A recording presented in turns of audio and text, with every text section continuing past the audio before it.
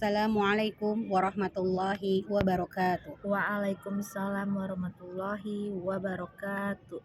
Alhamdulillahi rabbil alamin wa bihi nasta'in ala umuri dunya waddin. Wassalatu wassalamu ala asrofil anbiya'i wal mursalin wa ala alihi wa sahbihi ajmain. Amma ba'du. Yang terhormat Bapak Hibzon Esos Hemhum selaku dosen pengampu mata kuliah Sejarah Islam Nusantara dan rekan-rekan mahasiswa dari Sekolah Tinggi Agama Islam Al-Aqidah Al-Hasyimiyah. Pertama-tama marilah kita panjatkan puja dan puji syukur kita kehadirat Allah Subhanahu wa taala yang mana telah memberi banyak nikmat kepada kita, baik nikmat iman, nikmat Islam dan nikmat sehat walafiat. Dan tak lupa pula kita haturkan kepada junjungan kita Nabi Muhammad SAW, salawat dan salam kita haturkan kepada junjungan kita Nabi besar Muhammad SAW yang mana telah membawa kita dari zaman jahiliyah hingga zaman yang terang benderang ini. Perkenalkan, saya Cucu Sumarni. Dan saya Intan Dewi Rahayu.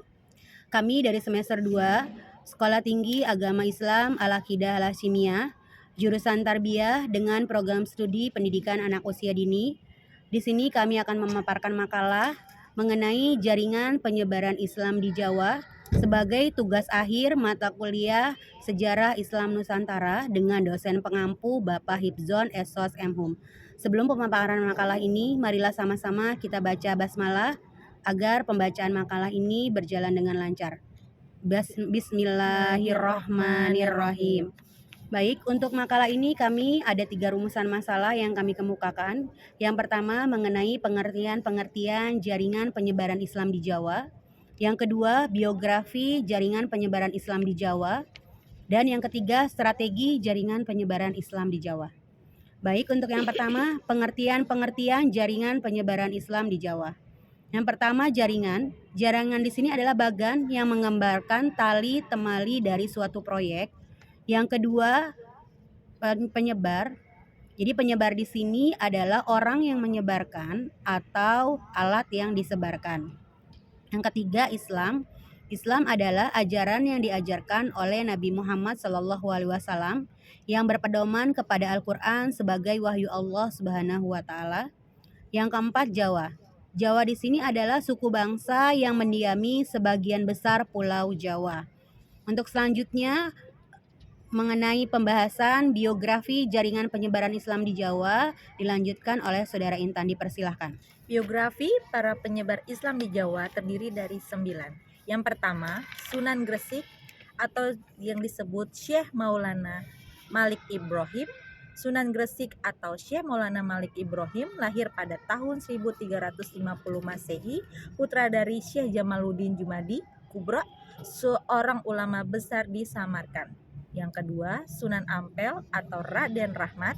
Sunan Ampel atau Raden Rahmat adalah putra Syekh Maulana Malik Ibrahim dan Dewi Chandrawulan. Dan yang ketiga, Sunan Bonang atau disebut Raden Maulana Makdum Ibrahim. Sunan Bonang adalah putra Sunan Ampel dan Dewi Chandrawati sekaligus merupakan sepupu Sunan Kalijaga. Yang keempat, Sunan Giri atau yang disebut Raden Paku. Sunan Giri adalah putra dari Maulana Ishak dan Nyi Sakarkadu atau Putri Blambangan. Yang kelima, Sunan Derajat atau Raden Qasim.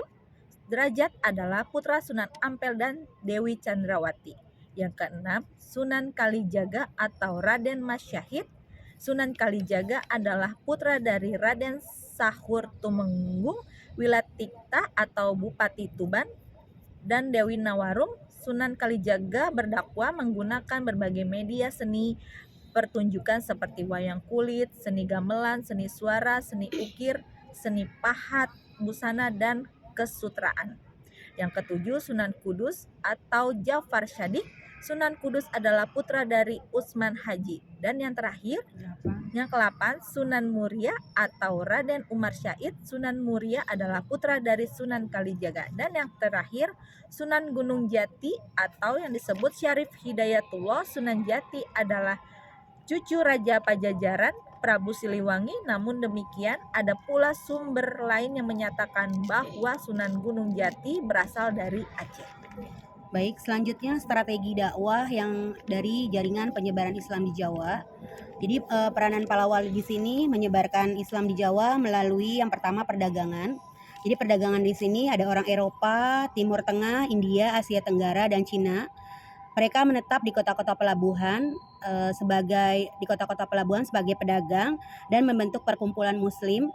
Jadi di sana mereka menyebarkan Islam kepada umat non-Muslim, dan mereka non-Muslim sendiri merasa tertarik karena mereka masuk Islam dan melihat bahwa Islam tidak memaksa atau merepotkan kaum non-Muslim untuk mengikuti ajaran Islam tersebut. Yang kedua dari perkawinan. Jadi di sini perkawinan ini sebagai contoh perkawinan Maulana Ishak dengan Putri Raja Blambangan melahirkan Sunan Giri. Selanjutnya Raden Patah atau Raden Rahmat atau Sunan Ampel menikah dengan Nyi Gede Manila, putri dari Tumenggung Wilatikta. Selanjutnya perkawinan Putri Kamunganten dengan Sunan Gunung Jati di Cirebon. Yang ketiga ajaran tasawuf. Yang keempat pendidikan. Dari pendidikan di sini para sunan mendirikan lembaga pendidikan yang paling tua yaitu pondok pesantren. Murid-murid atau santrinya tinggal di dalam pondok atau asrama dalam jangka waktu tertentu menurut tingkat kelasnya. Yang kelima dari seni budaya. Jadi seni budaya di sini mereka menyebarkan agama Islam dengan seni wayang atau seni pahat. Yang selanjutnya melalui perayaan Grebek Maulid di Sekaten Yogyakarta, Surabaya, dan Cirebon. Selanjutnya di sini peranan besar dari wali tersebut ada 3. Yang pertama di bidang agama, jadi sebagai penyebar agama Islam melalui dakwah, mendirikan pondok pesantren, maupun melalui media seni. Yang selanjutnya di bidang politik sebagai pendukung kerajaan-kerajaan Islam maupun penasehat-penasehat raja atau menjadi raja sendiri. Yang ketiga di bidang seni budaya sebagai pengembangan kebudayaan setempat yang disesuaikan dengan budaya Islam, baik melalui akulturasi atau asimilasi kebudayaan. Selanjutnya, Saudara Intan.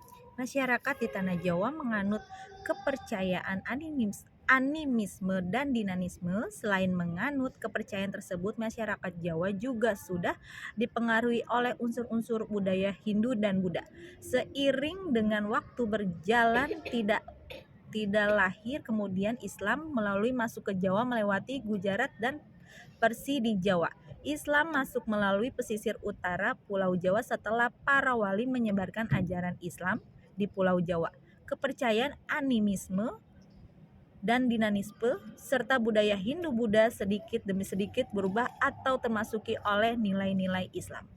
Baik, demikianlah makalah yang kami paparkan. Mohon maaf jika ada kesalahan. Wabillahi taufiq wal hidayah. Wassalamualaikum warahmatullahi wabarakatuh.